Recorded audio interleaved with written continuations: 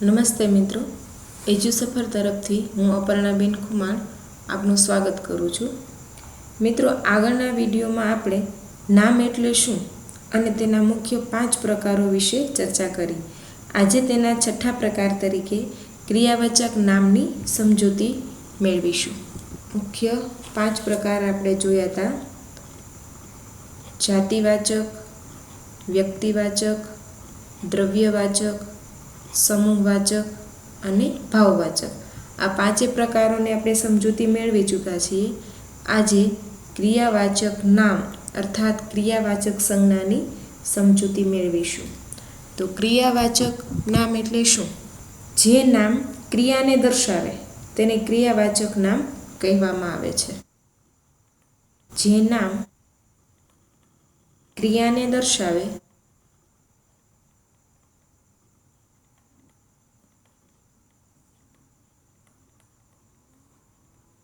તેને ક્રિયાવાચી નામ કહેવામાં આવે છે.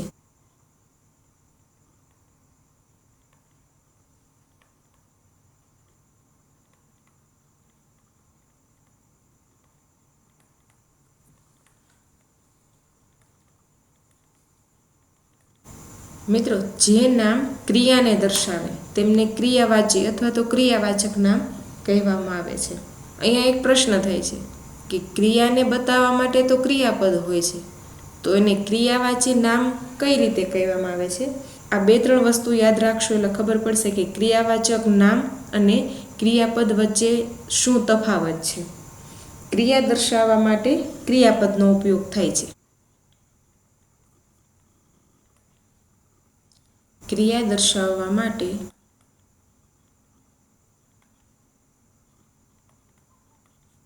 ક્રિયાપદનો ઉપયોગ થાય છે.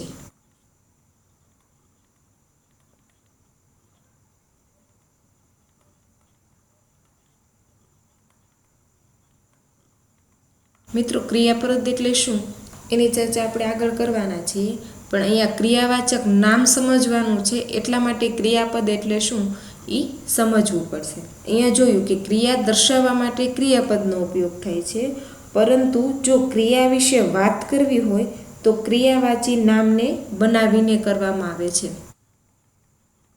જો ક્રિયા વિશે વાત કરવી હોય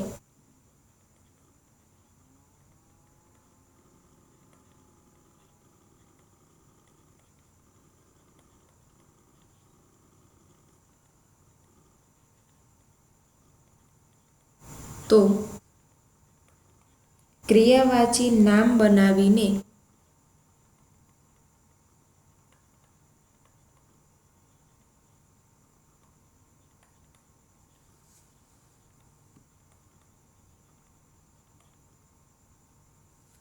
કરવામાં આવે છે.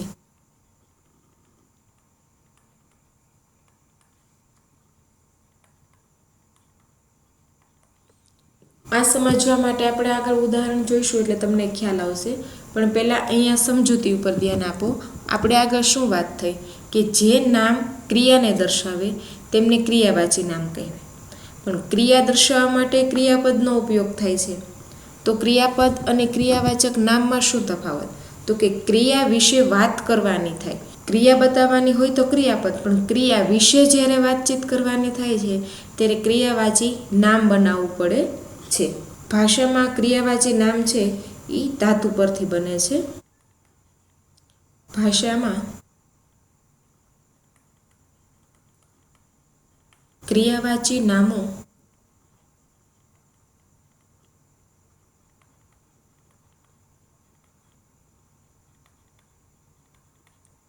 ધાતુ પરથી બને છે.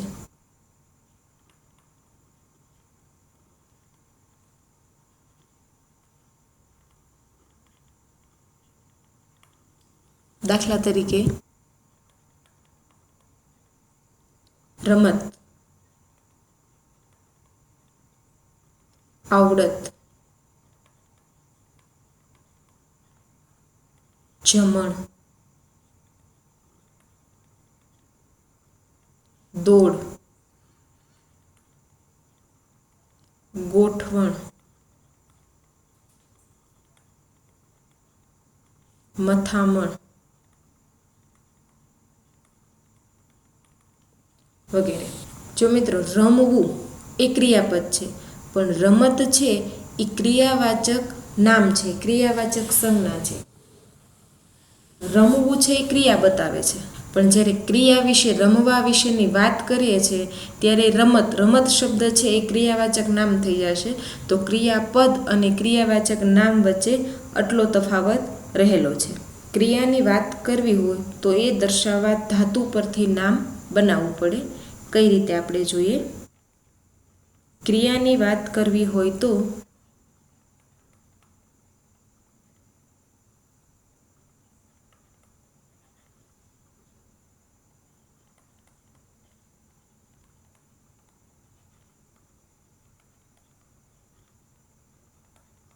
ધાતુ પરથી નામ બનાવવું પડે.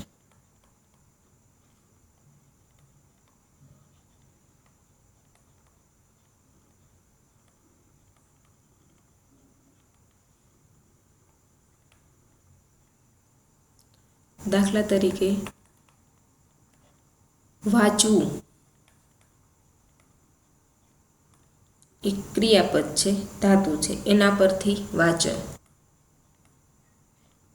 સીવવું તેના પરથી સીવણ. રમવું તેના પરથી રમત. આ જે શબ્દો છે એ ક્રિયાને બતાવતા શબ્દો છે, ક્રિયા વિશે ચર્ચા થતી હોય એ અનુસંધાનના શબ્દો છે, એટલા માટે એ ક્રિયાવાચક નામ છે. જ્યારે વાંચવું, સીવવું, રમવું એ ક્રિયાપદ છે. શા માટે? કે એ કંઈક ક્રિયા થાય છે તેવું બતાવે છે. જ્યારે વાચન શબ્દ છે, આપણે જેના વિશે વાત કરી રહ્યા છીએ, ક્રિયા વિશે વાત કરીએ છીએ, તે ક્રિયાવાચી નામ બને છે. મિત્રો, અહીંયા આપણે સંજ્ઞાના આ 6 પ્રકારોની ચર્ચા કરી, તેને આપણે એક વખત ફરીથી યાદ કરી લઈએ. સંજ્ઞા એટલે શું અને સંજ્ઞાના મુખ્ય પ્રકાર. સંજ્ઞા અર્થાત નામથી આપણે સારી રીતે પરિચિત છીએ, પણ હવે આ પ્રકારને યાદ કઈ રીતે રાખવા? તો કે જાદવ સભા ક્રિયાશીલ છે. મિત્રો, નામ કે સંજ્ઞાના 6 પ્રકાર યાદ રાખવા માટે આ એક સરળ એવું સૂત્ર યાદ રાખવું જરૂરી છે કે જાદવ સભા ક્રિયાશીલ છે. આ સૂત્ર છે, તમે યાદ રાખશો એટલે તમને સંજ્ઞાના 6 પ્રકાર યાદ રહી જશે. કેવી રીતે? જા પરથી જાતિવાચક.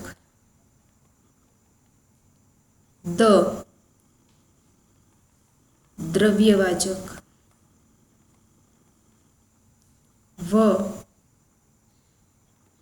વ્યક્તિવાચક.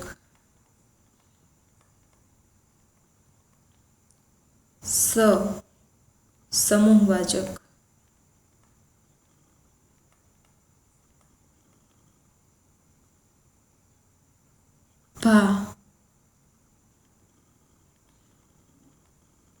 ભાવવાચક.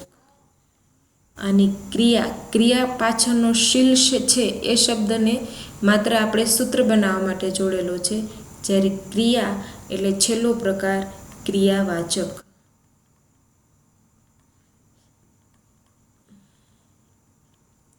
આમ જાદવ સભા ક્રિયાશીલ છે એ સૂત્ર યાદ રાખવાથી જાતિવાચક, દ્રવ્યવાચક, વ્યક્તિવાચક, સમૂહવાચક, ભાવવાચક અને ક્રિયાવાચક આ 6 પ્રકારોના નામ આ રીતે યાદ રાખી શકાય છે. મિત્રો, અહીંયા સંજ્ઞા અર્થાત નામ એટલે શું અને તેના પ્રકારોને સારી રીતે આપણે સમજી ચૂક્યા છીએ. મિત્રો, જો આ વિડીયો તમને ગમ્યો હોય તો જરૂર લાઈક કરો અને તમારા મિત્રોને પણ શેર કરો. તેમજ જો તમે અમારી એજ્યુસફરની યુટ્યુબ ચેનલ સબસ્ક્રાઈબ ન કરી હોય તો સબસ્ક્રાઈબ બટન પર જઈને ક્લિક કરીને અમારી ચેનલ સબસ્ક્રાઈબ કરો, જેથી તમને એજ્યુસફર તરફથી દરરોજના નવા અપડેટ મળતા રહેશે. આ વિડીયો જોવા બદલ આપનો ખૂબ ખૂબ આભાર.